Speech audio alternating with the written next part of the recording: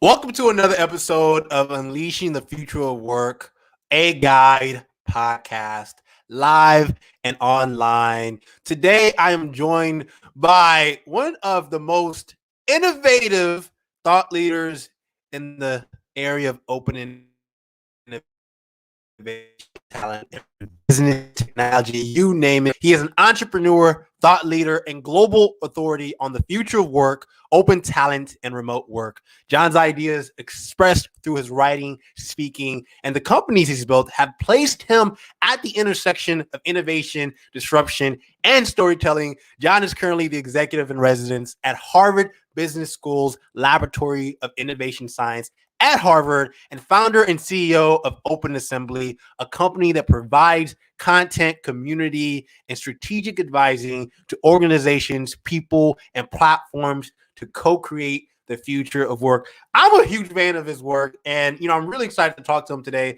about what I believe really anyone needs to listen to, which is how do you nurture innovation within your company, within teams, and within the people that you work with, and more importantly, even within your own life. How do you continue to innovate when it comes to your career and disrupting yourself even?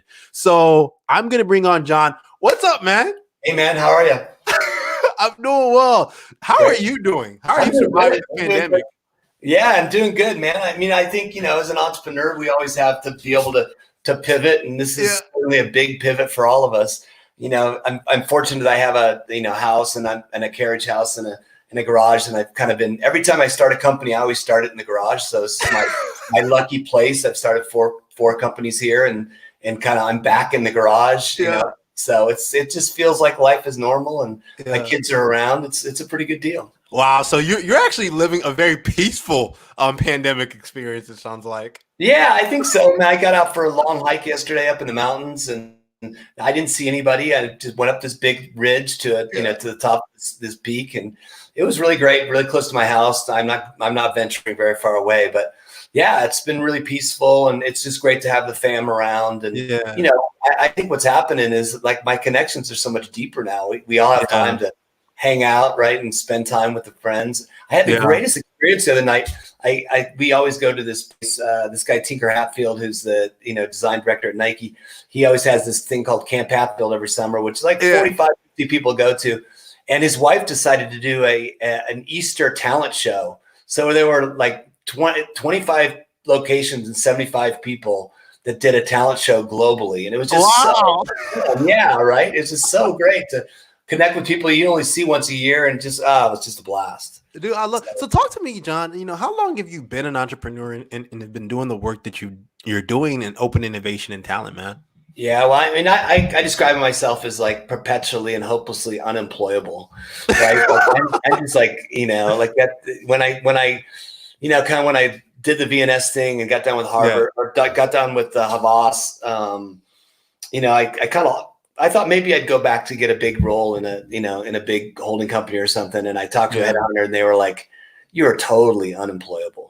And I totally agree, man. I think, the deal is I just have always done my own thing from the very beginning. I mean, I had a job once for like a year and a half just to start in publishing, and it was good. It got my feet wet, but I got bored with it and wrote a book, and then kind of started my first. I started a magazine publishing company for a while, and then I was super intrigued by this idea of like why is it that in publishing, this is a publication called Women's Sports and Fitness that I sold to Condé Nast. Yeah, and I was super intrigued by the idea of like we had these kind of super early adoptive women that were professional athletes, right? But this is back in the late 80s. All of the other, even footwear manufacturers, except for Nike, all told me that women will never do sports. Wow. It was a crazy thing. Yeah. So I was really intrigued by the idea. Instead of like, I knew that all these companies had a lot of money to spend on sports and attracting women. But by the time they got to us, it was just like a drip. So we took kind of our early adoptive consumers, we called it a crowd back then in 2002, and put it at the top of the funnel and started charging companies for strategy and in research around women's sports. So that's kind of how it started back in 2002. And I wrote a book called Beyond the Brand, and things really started rocking really quickly. And so yeah, I took it from there, and then started a company called Radar Communications, wrote a couple other books, Flipped and Spark. And then merged my company with an advertising agency called Crispin Porter Bogusky. Wow. That we became creative agency of the decade using kind of what we called back then. I mean, I think it's interesting, right? We call open talent now. It used to be in the early 2000s. It was co-creation, and then it kind of got to crowdsourcing. I helped Jeff write his book on crowdsourcing, Jeff Howe. And then, now we're talking about we've talked about gig economy, and now I think open talent is kind of the right way to look at it. But yeah, did that, and then kind of broke off from Crispin and started Victors and Spoils, which is an ad agency in based on crowdsourcing principles. I mean, it was crazy, right? And one of the things that blew me away is it was back in 2009, and I think one of the things that was a real challenge was that, I've always had problems with conflict. Like, I'm not a very good at dealing with conflict. And all of a sudden, you're in a situation, and many people called me the most hated man in advertising because, essentially what I was saying, right? I was just saying that, hey, great creativity should come from everywhere, right? Like, you're doing your own thing, right? You don't need a huge corporate structure to do what you do, and you're rocking it. And so that was my point, is like, can't we just empower, creatives and strategists that really want to be entrepreneur? Can we create a platform and then a connection to clients to do the work? But that was pretty heretical back then.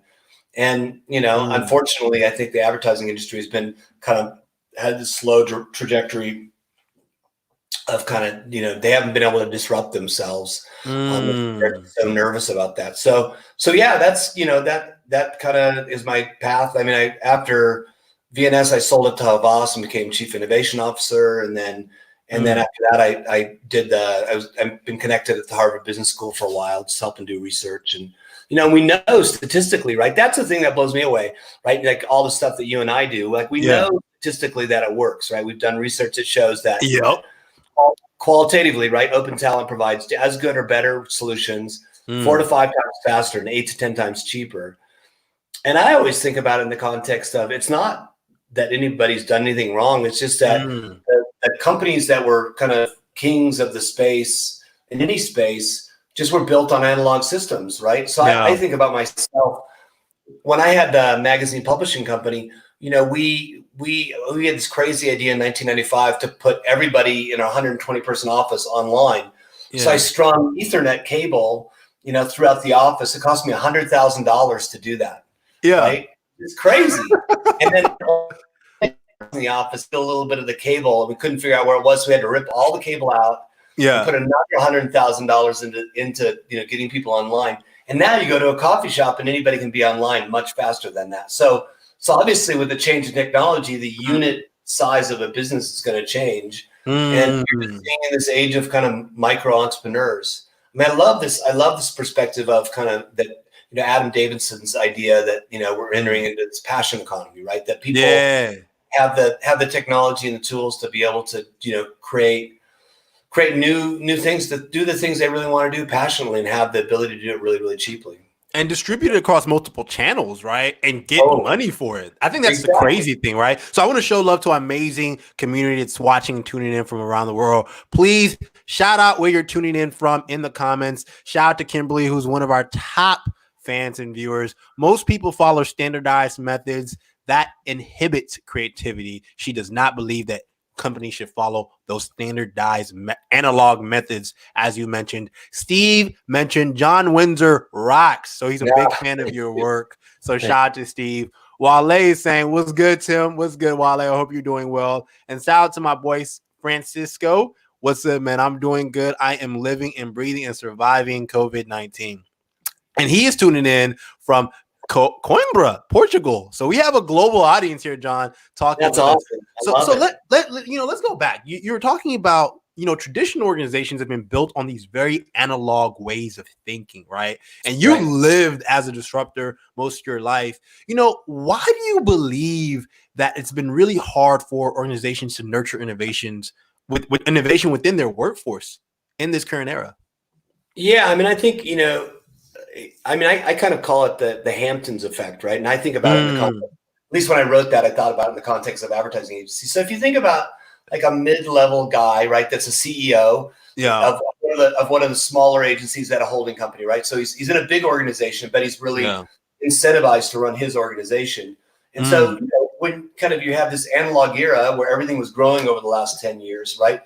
Those CEOs have gotten big bonuses, just extracting more and more costs, doing kind of marginal innovation, right? Like I can innovate little things, save money, but I'm not going to really change the whole business model, right? Yeah.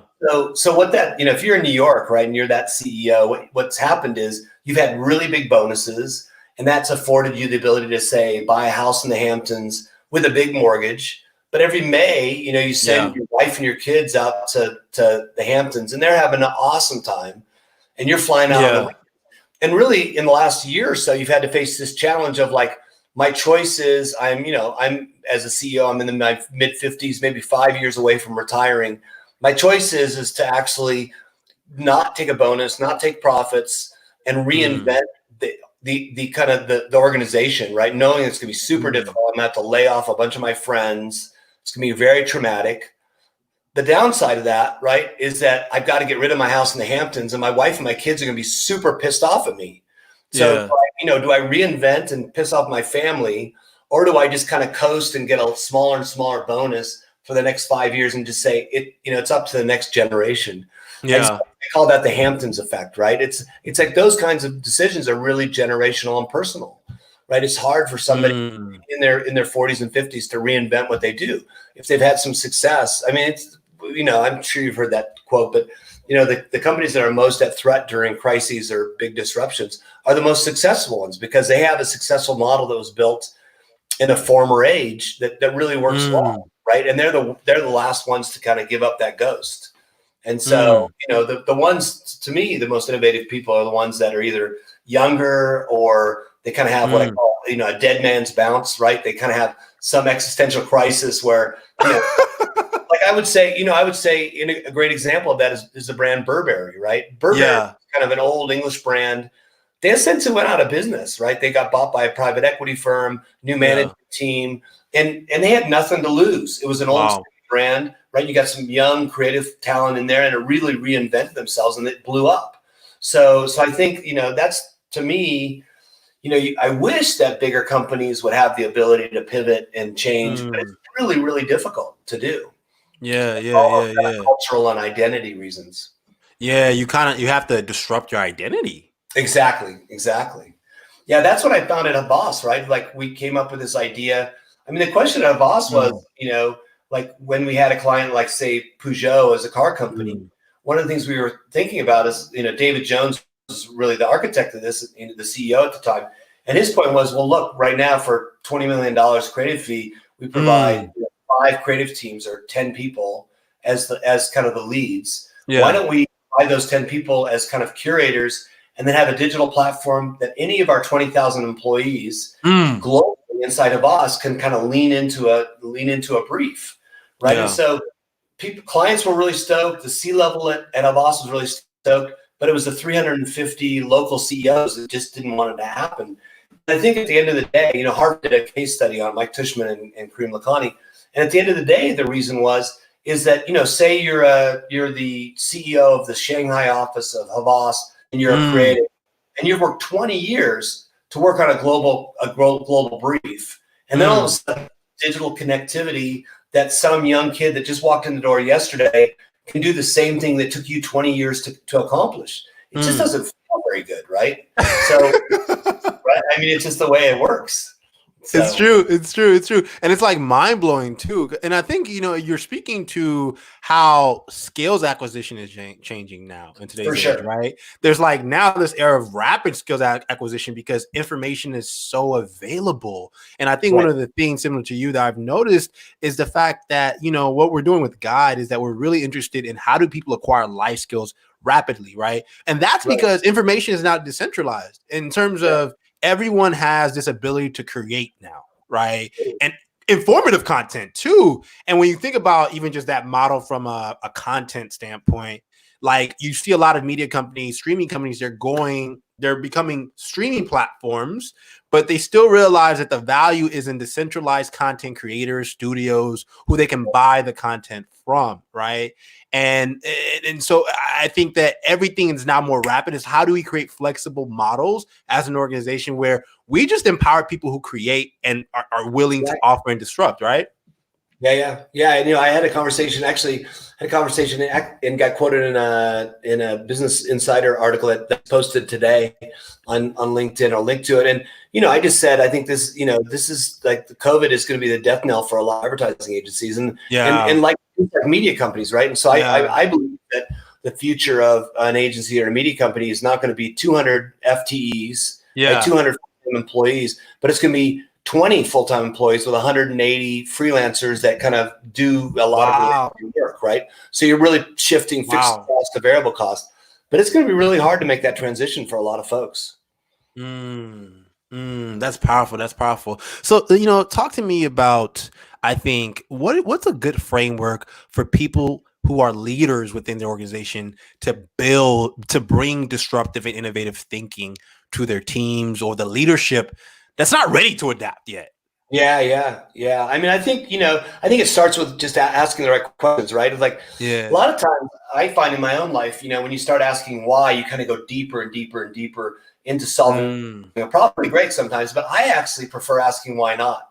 Like, right? Like look at a situation, well, why not? Right? Like why can't we take a new perspective on that? So, and I try to do that not only in my personal life, but also in everything that I do. And so, in all my businesses, it's always like, well, why not try that? Or why not take a new perspective? It kind of keeps you fresh and it makes you think in a different way.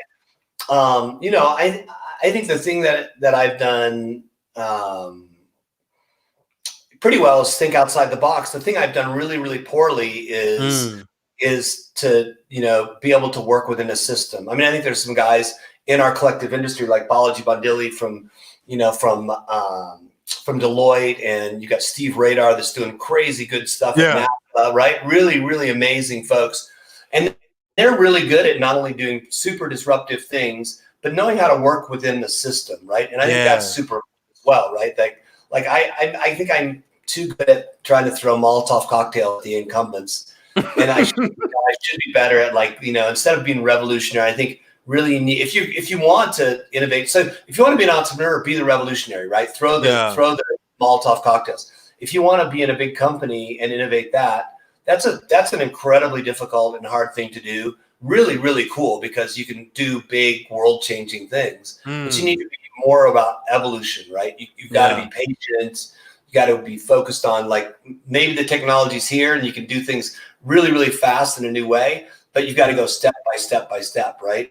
I mean, I think that's what we're seeing in this open talent space is that we know that, open talent in general, the platforms on average are growing about 35%, but we're really seeing a slowdown in the contest side of things, right? So if you think about the spectrum, there's gig work, there's open innovation, there's open talent, which would be freelancing. There's kind of competitions. Competitions are only growing about 25%.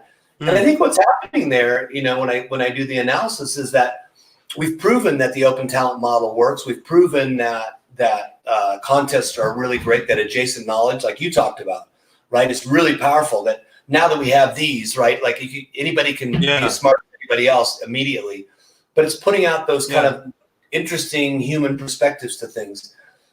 That's been proven, and I think that's awesome. But for most organizations, they're like, oh my God, I'm not going to find somebody on a platform, throw up a contest and have them do in 20 days what took me 10 years to do, right?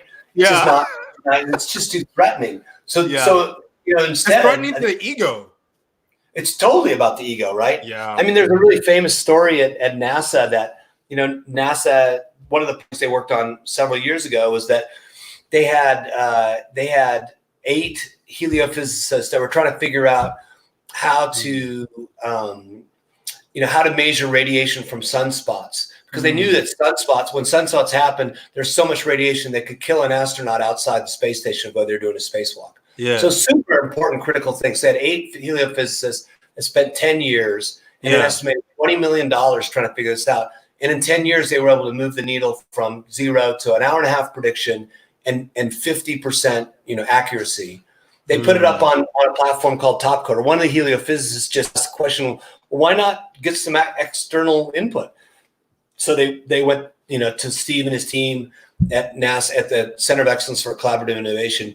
They used Topcoder, put it up on Topcoder, and in 20 days, with a budget of $35,000, a retired cell phone engineer in New Hampshire, was able to advance that algorithm to 8.5 hours and 75% accuracy for 35 grand. Wow.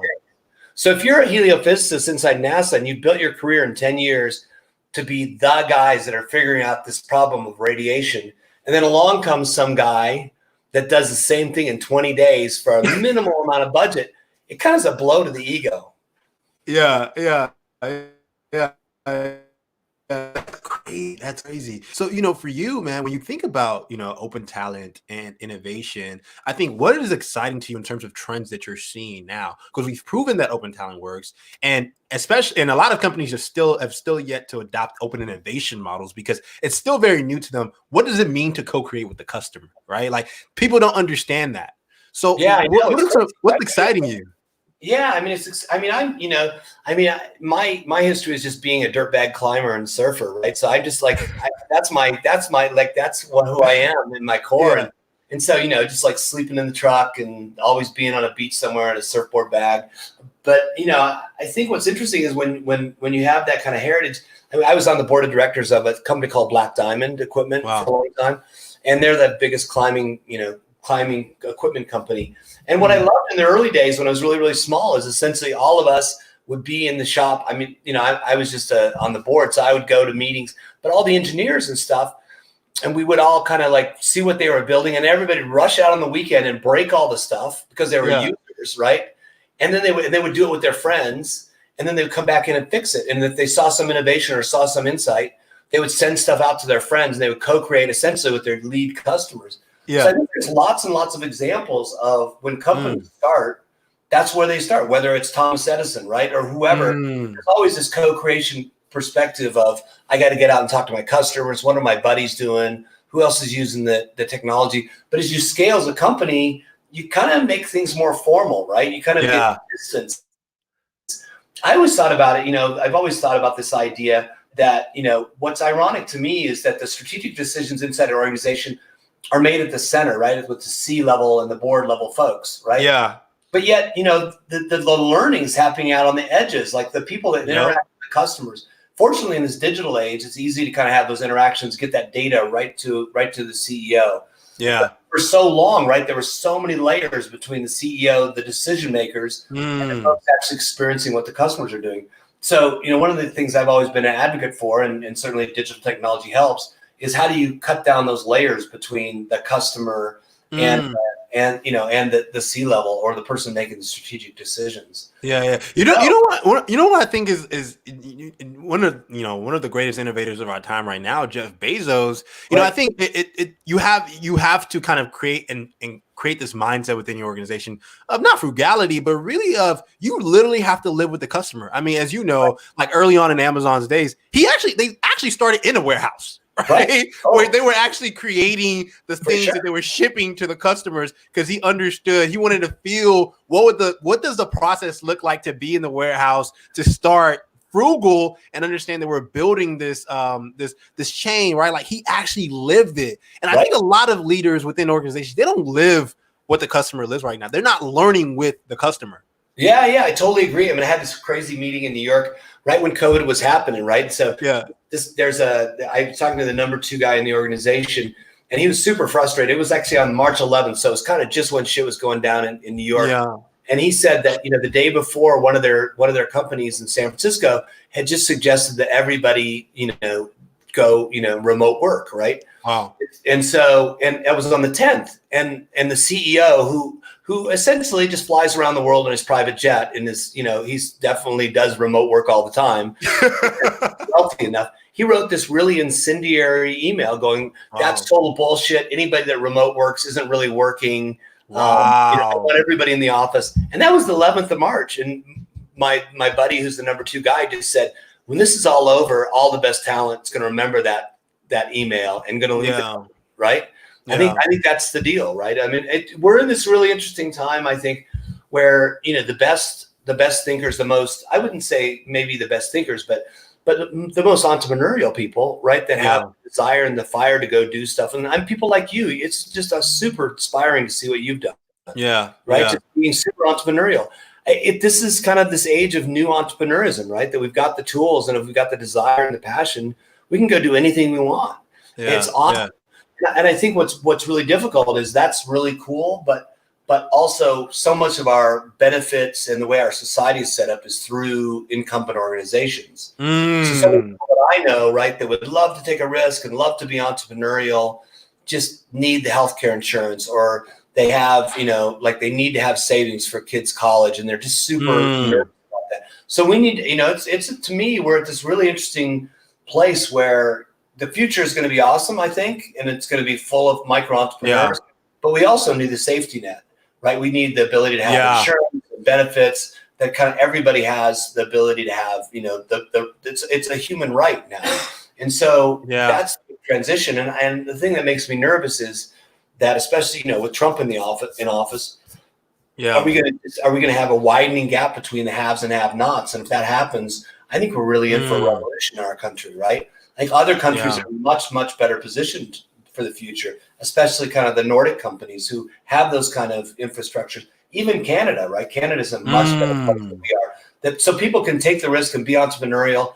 And through that kind of entrepreneurialism, in my mind, at least, it makes societies more innovative, right? If I say I'm super passionate about something, I'm going to go do it. And I don't have the downside of like not only risking my job, but also risking my health and my kids' health and their future. That's a big ask for people. So it'll be really interesting to see what kind of comes out of this whole COVID thing, right?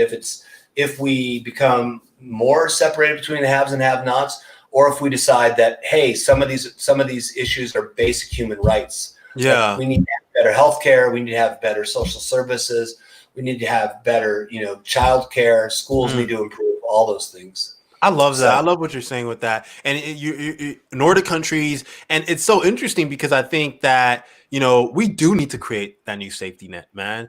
And it's fascinating because for so long, I think it's been mind-boggling. Why did we, right? Why did we say that employers have to be in control of your health and your insurance? Why did we create structures like that? And I think right now, you and I as leaders, we're thinking, why not create that safety net where anyone, if you're independent or not, can have control? And I think it's fascinating because I think it all comes back down to leadership, right? Whether it's open innovation or open talent, is the leadership thinking from a why not perspective? Exactly. Yeah. There was a great book, and his name's Matthew Crawford, and he wrote this book maybe 10 years ago. Actually, let me just see. I just pulled it up here. It's it's called Shop Class as Soulcraft: An Inquiry into the Value of Work. It was written a while ago, but he has a really interesting paradigm, right? He said that before Ford decided to do the assembly line, everything was soulcraft, right? Like, so if you thought about building a car, the car didn't move. It was in one place. And everybody that worked around the car they were all kind of ambidextrous, right? They would be able to, work on the electrical system and work on the body. And everybody kind of had this kind of, they were putting their soul into whatever it was. It was a real craft, right? And one of the interesting things he points out in the book is that in order for people to be hired, he actually had to triple the current hourly wage, because nobody wanted to work on an assembly line. So Matthew Crawford's point of view is that not only did he triple the salaries, but he also started offering benefits. Wow. And the benefits and the tripling of salaries all of a sudden forced people into this kind of industrial age work environment that is actually bad for them, right? It wasn't soulful. It meant they had to commute. It meant that they had to be in these big factories. So I think, to me, it's just a big cycle. Is this kind of a breakdown of the industrial cycle, of trying to do mass efficiencies through aggregating big mechanical systems. And if that's the case, certainly our society needs to change as well, right? We need to restructure society to bring up those people that, education to me and online learning is even more important than ever. But for a lot of people, it's still inaccessible, right? I mean, one of the issues we see in public schools right now is inability for, people, especially in the Denver area, to kids to tap into those online resources. I heard a story this morning that, a lot of immigrant families aren't signing up for online school because you've got to show your ID to do that, and they're afraid that they're going to, get turned over to ICE or the authorities and get reported. So those are all super important issues that we've got to figure out as a society. So. Man, that's powerful. It's similar to you. I share a true passion for education, and it's really why we're building Guide. It's how do you cross that equity gap and that accessibility gap? John, I would love for you to. Do you have any other books that you would love to share with our amazing community? So Steve is like, you got to boil the frog within the organization, so he's feeling what you're saying. Yeah. But he's like, you're absolutely right. Are there any books that you think would just blow our minds in terms of thinking about open talent, open innovation, and leading disruptive companies? One of the things that's been super interesting, right, is I'm just pulling it up here. I think it's Yuri Harari. Is that his name? Yeah. Sapiens? Yeah, Sapiens. Have you read Sapiens? I have not yet. Oh my God, it's so mind blowing. It's so great. It puts such great historical perspective on things. And then his newer book is called 21 Lessons for the 21st Century. And obviously doesn't, capture this latest crisis that we're going through. But I think what it does is really, there's a whole section on future of work and, mechanization and AI and what that means for a lot of things. I think that's a really good place to start. There's lots of other books. Let me just see here. Obviously Adam Davidson's book on passion economy is a really good one. I love what Kareem did with Competing in the Age of AI. I don't know if you have that book. Have you seen that book? No, I haven't read that one yet. Yeah, it's super good. So Kareem Lakhani and Marco Incini from the Harvard Business School. He really lays out the idea, and I think it's going to be really important, is that organizations need to go from being analog business models or operating models to technology or digital operating models. But lays out a pretty interesting plan and uses Alibaba and Alipay and what's the name of I can't remember the name of it. Alipay changed their name to be Ant Financial. Yeah. So Ant Financial and Amazon. And you're exactly right? If you create an organization where data is at its core, you're constantly studying what your customers are doing and saying, wow, look at this trend that's happening. People want, day of delivery, or this is a offering I can give them. If you're in an analog business, it's just way too hard to react to that, right? Wow. You don't have that knowledge. So I don't know. Those are some of the books that I would check out. There's another one. It's more of an academic book. I just have it here on my shelf. It's called Passion for Work, and I think that's kind of the academic backbone for what Adam talks about in the passion economy. So check out those books. In fact, you know what, John? If you can actually add those books in the comments of the replay of our video, I think our audience and our community would love that. And in addition to that, if you are interested in getting into tech and thinking about how do you innovate, whether it be your entry-level worker, you're a gig worker, or your mid-term worker, Break into Big Tech is a course that I'm doing with my great friend, John Marty, breakintobigtech.com. Check it out. We help you actually get into tech and think about how do you innovate and actually innovate at scale too within these huge tech companies. So you know what, John? It's truly been a joy having you on the show. Thanks, man. I would love to have you kind of share what are you working on now and how can people connect with you, man? Yeah, so just through Open Assembly, I'm on LinkedIn and every place else, like everybody else. What I've been really, I think one of the things that's been beautiful about this crisis is that it's made us all really think about, let's take all these things we're doing and let's really simplify. What are the things that we're doing that can support our customers or support people on their journeys, right? Yeah. Like what's the most efficient way to do that? And so, I've been thinking a lot about how do we help people learn? I think that one of the things that's really difficult right now, as you talked about, is kind of this adoption of new tools inside large companies. So, but I've always been, just because of my background, doing kind of larger consulting gigs, and those are great, and they're kind of fairly influential. I'm more interested in the learning aspect. Like, how do we take all the things we did from a consulting perspective and a kind of workshop perspective in person, and how do we digitize them so they can really scale, so that the learnings can scale? I think there's a lot more openness to that, and I think that that's just where things are. The other thing I've been thinking a lot about is there's so many businesses are built on nice to haves and talk about what they do is this is a really good offer companies or people should, it would be great if you came and did this, right? Like consumer mindset. I think things have to be way more value driven now. Like, what are the benefits? Yeah. What are we trying to do? And be really, really focused on that. So for me, one of the things that we have this community called the Collective, and one of the conclusions I've come to in the last few days is we were doing a lot of content on our own, kind of thought leadership content, which is really great. But I think what we've seen is that you do great content. Paul Estes does great content. Yeah. Top Coders doing great content. Business Talent Group. There's so much, like, everybody's raised their bar on the content level, right? And so for me to be on thought leadership, it's really we need to focus our content on supporting those companies that are doing that already. So how can people join the Collective or Open Assembly? Yeah, just come to our site, check it out, and hit me, or just anybody else in our team, and let me know what you're interested in, and love to have you part of the community. Love it. So check out John Winsor. Check out Open Collective. Check out Open Assembly. Check out the Collective. I'm sorry, Open Collective. That's actually a nice name. You should nice.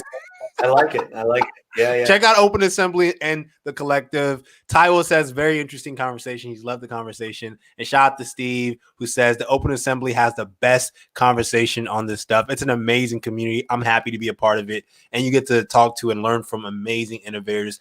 John, it's truly been a joy having you on, man. You know what? We should probably have you on for a future episode. I love that. Totally. So you can bring more of this great energy.